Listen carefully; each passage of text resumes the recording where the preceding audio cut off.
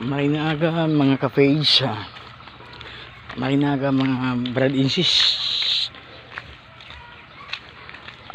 Yan po ako niyan digdi sa may iskinita pasiring po duman sa sa residensya o harong kana gadan nahifag ni Bro Walan Paglinawan para ihatod ko po si assistance kan beta ka chapter in kind po na tabang deban po kita makataon ni na cash na tabang at istiga po itang in kind na may tatabang ngayon po siya 5 bulbs na LED and 25 meters na wire para po ikabit sa maging street light. Kasubanggi po pagdigdi ko medyo madiklom.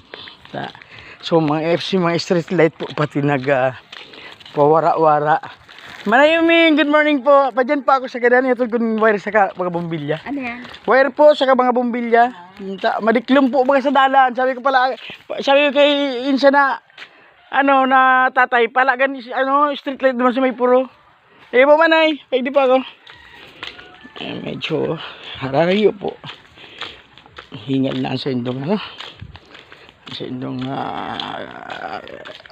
okay sa indong founder sa chapter kang beta ka pa. Ngayon po ang biyanan itong gadan si Nana Isman Esther. Manay, marinaga po. Kaya ko po ng bumbilya dyan sa kamang wire sa bumbilya. So sabi ko kay tatay, niya kung madiklumsan, palakad niya ako street light duman. Halip pa naman ako dyan, manay, subanggi, turo gana po gayod. Manay, madiretsi po ako. Iya po. Medyo hararani na po kita. Asin na. Nasa bata po si Manay Esther Paglinawan, ang biyanan ka na napapatintian igdi.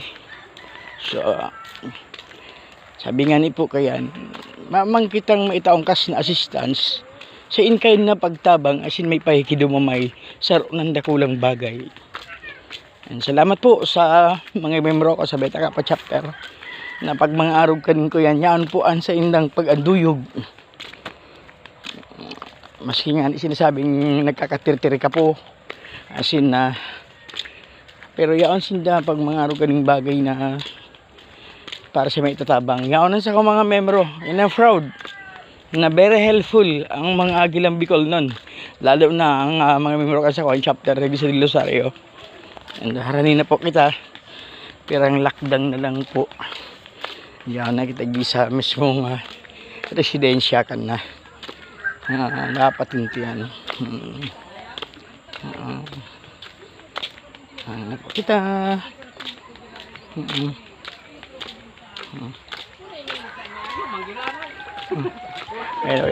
Saan marinaga saan? Si wire sa si bombilya. Mano, naka-video pati ko. Ipopost ko doon sa GC me. Yeah.